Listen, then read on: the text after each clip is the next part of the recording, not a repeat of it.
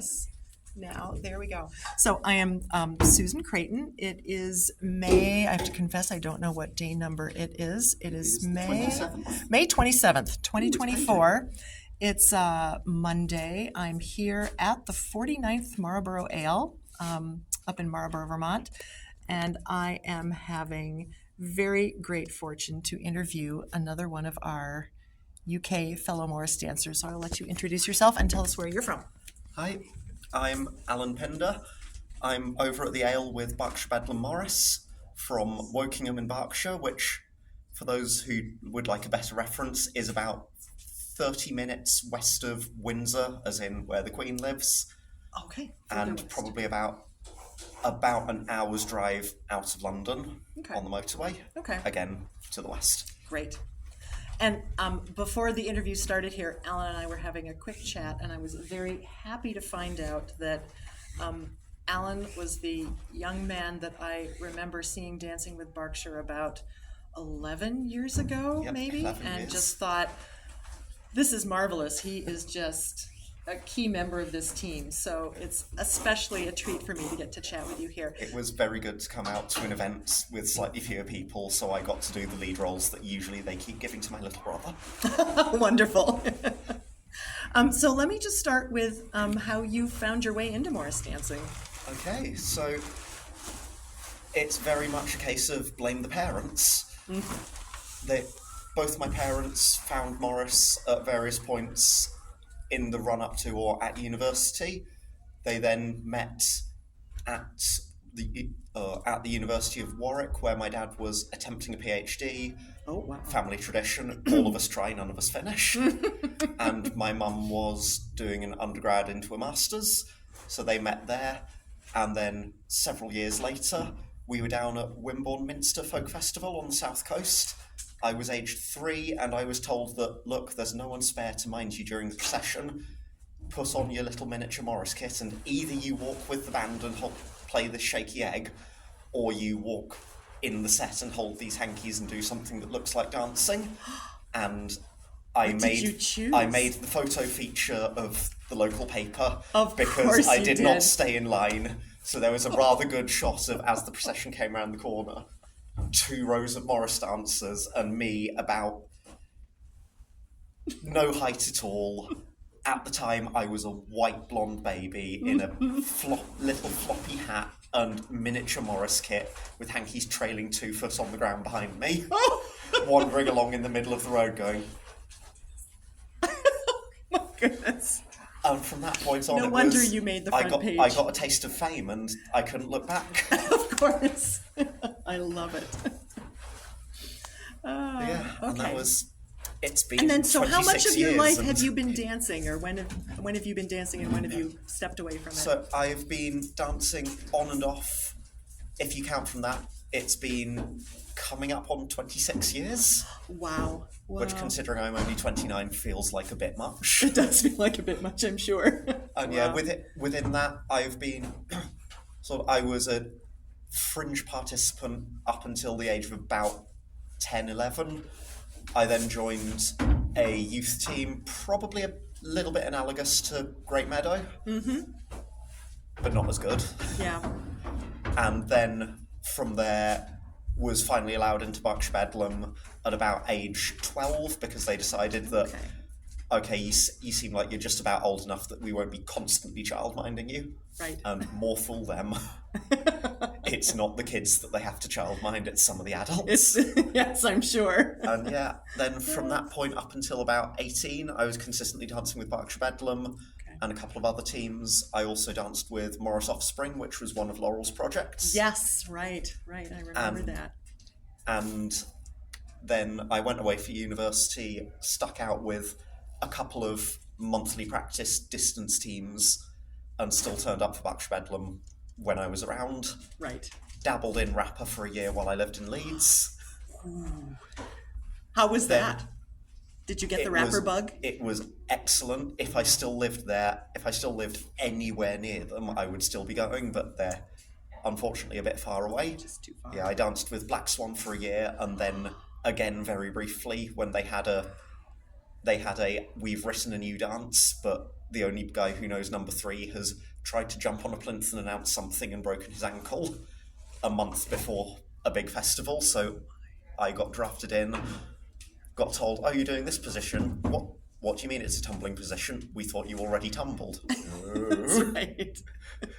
And by that, I'm sorry, we would talk about flipping. Is that Yeah. what you mean? Yes. Okay. Yeah. Yeah. So that was another exciting little adventure, right. learning to tumble Right. at a folk festival Oh my goodness. when they kept having to do a dance with 4 tumbles. Wow. Such fun. I used to get to dance that position too, and I loved it. Okay, so you've had a life of Morris dancing and a taste of doesn't different stop. styles. It's been You haven't run away screaming, so that's a good sign. not yet. I haven't run away yet, and at this rate, in another couple of years, I won't be physically capable of running. So That's the unfortunate side I'm effect stuck. of Morris dancing. Right, right.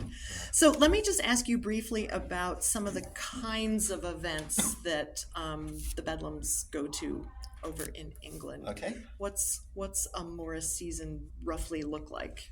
So generally, Berkshire Bedlam will have our dance out season runs sort of we'll start in April each year with our first properly organised events, and we run through. The main season comes to a close in sort of September, but we have our own end of year calendar that we sort out ourselves every year and do as like a close of year festive little bit. So sort of through the bulk part of the year, a lot of it is we'll have we practice on Thursday nights, Okay. and throughout the summer we'll quite often have a Thursday night. Instead of practicing, we'll go down one of the local Wokingham pubs and join up with another fairly local team and have a dance out instead Oh, of a lovely. practice. Yeah. Yeah. On top of that, we have normally about 4 or 5 weekend events of sort of a small to medium scale, which might be a day of dance, a smaller miniature festival, or a small ale. Okay. And then we're sort of kind of on the in list for the bigger festivals in the UK as well. So Sel was saying something yeah. similar about Windsor, yeah. Windsor are very on the in list. We're both somewhat helped by the fact that Sidmouth, which is the biggest of them, the Morris booking is done by Malcolm, who is the forever bagman of Berkshire Bedlam, and Charlotte from Windsor. Perfect. And the two of them have interpreted this responsibility differently, in that Charlotte has gone, "Oh, my teams are really good. I'll invite them semi-regularly," and Malcolm has gone, "Oh, my team's not very good. I won't invite them." Yeah, Different standards going on there. Most years we get one of the bigger festivals. Nice. Warwick, Sidmouth, Whitby, that sort of thing. And some years we'll get 2, some years none, but usually about 1 a year. Okay. So your day of dance or your tours, how many teams are generally attending something like that? It'll depend a bit on how much the team organising feels like getting themselves in for. So Fair enough. we've previously organised a day of dance where we've invited 2 teams because we're a very low organisational effort set of people. Right, and it's more relaxed. Or like, yeah. for contrast, Windsor will have 3 home tours a year where they'll quite often have 5 teams, Right, right. up to 5 teams, and then you'll have other people like, we quite regularly go down to the Brighton Morris Day of Dance. Lovely day out, and they have a much bigger, more organised event where they'll have a bit like here on the Saturday. They'll have 2 or 3 touring groups doing a different order of spots through the city. Okay. Yeah. Wow, great.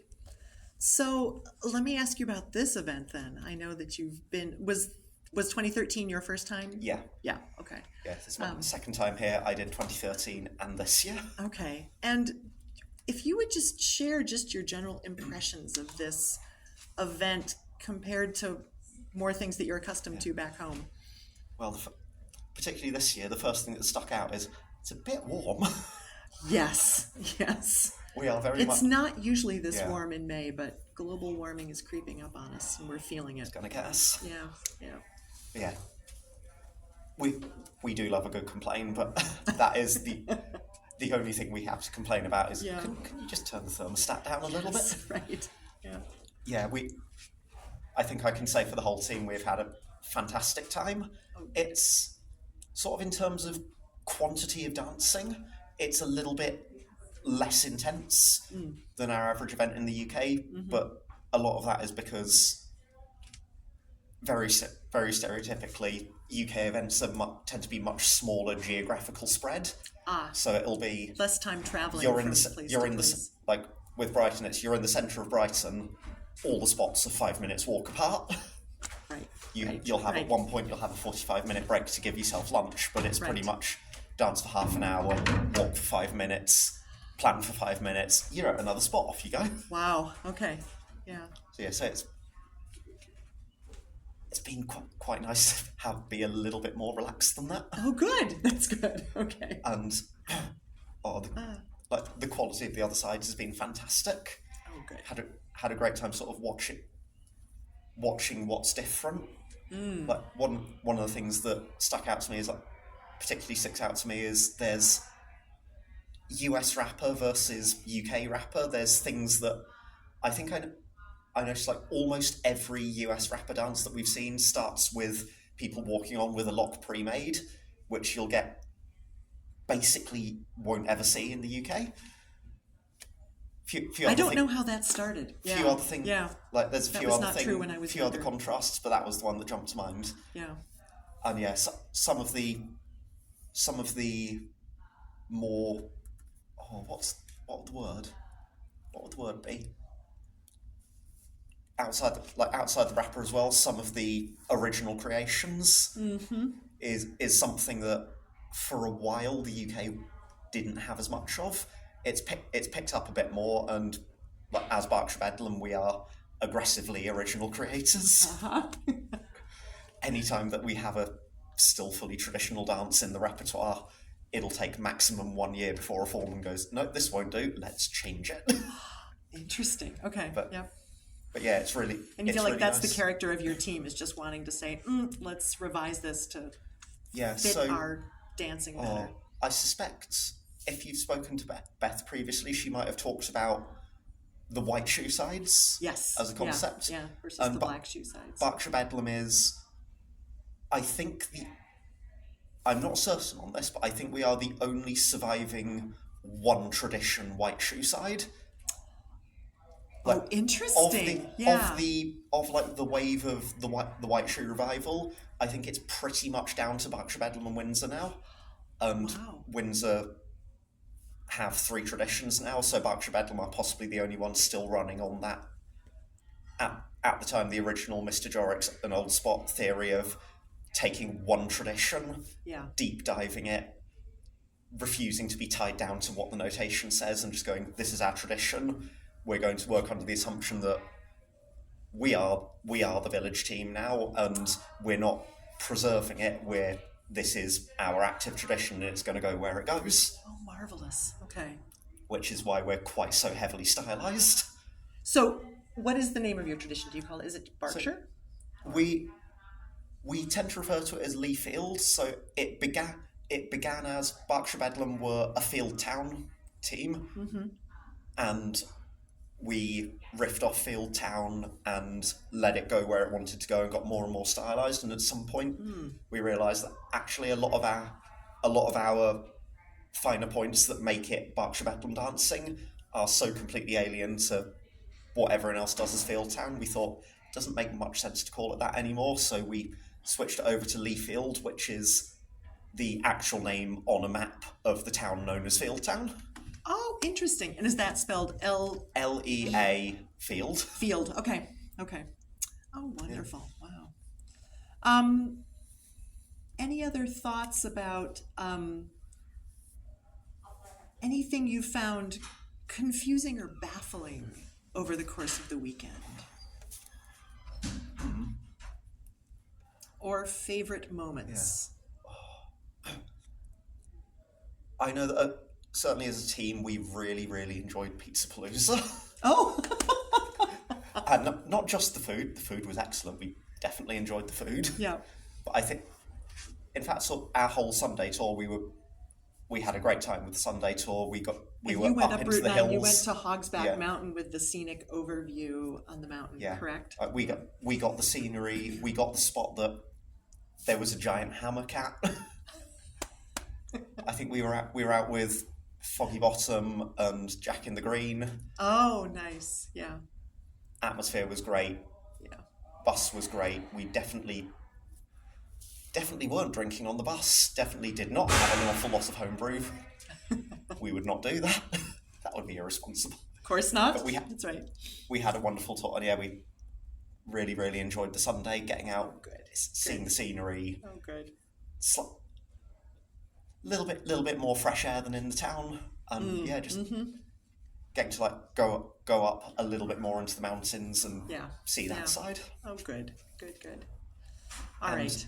And I also very much enjoyed Jack in the Green I always say this wrong, is it Plumbuggery?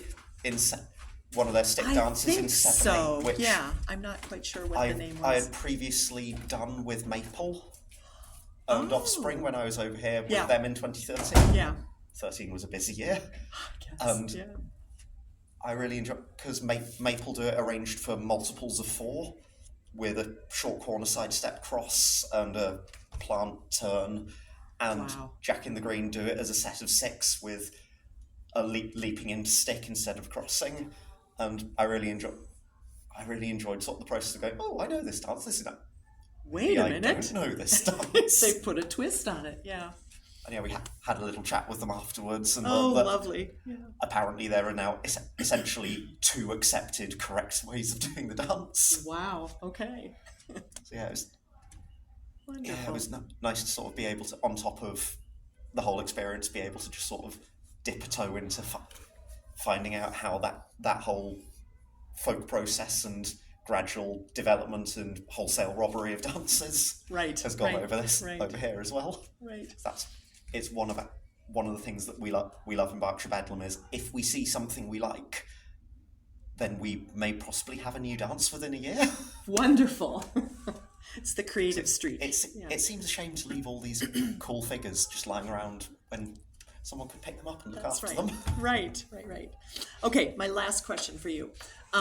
You've been here 11 years ago. You've come here again now. As this event moves forward, hopefully for more decades into the future, is there something you would like to see happen at this event? Either more of something that's happening now or introducing something that's not yet happening? What advice would you give the Marlboro Ale going forward? It's a tough one, because to be honest, I really like a lot of the ways that it's different to what we get in the UK. Like, I really like the slightly slower, more relaxed pace. I think, speaking as a very lazy team, there were a couple of times when we're like, I'm sorry, we're processing how short a distance? Or, bear with me, we could go to the ice cream shop and then do the spot. Exactly.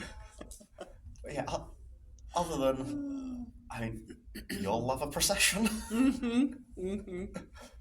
Other than that, I honestly don't think there's too much I'd change. Okay. We had a fantastic time, and it's honestly just a slightly more fun, slightly calmer atmosphere, than we're used to, but without, quite often, like, being a more relaxed event back home, you associate with it's relaxed, it's kind of calm, but also you're here with the teams that aren't that good. Right.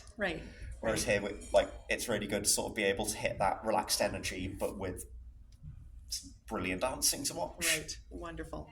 All right. More ice cream. So noted. Always more ice cream. Always no more such ice cream. Thing as too much ice cream. Oh, I'm with you on that one. Good. All right. Alan, thank you so much for taking the time, and I hope you have a lovely rest of your tour.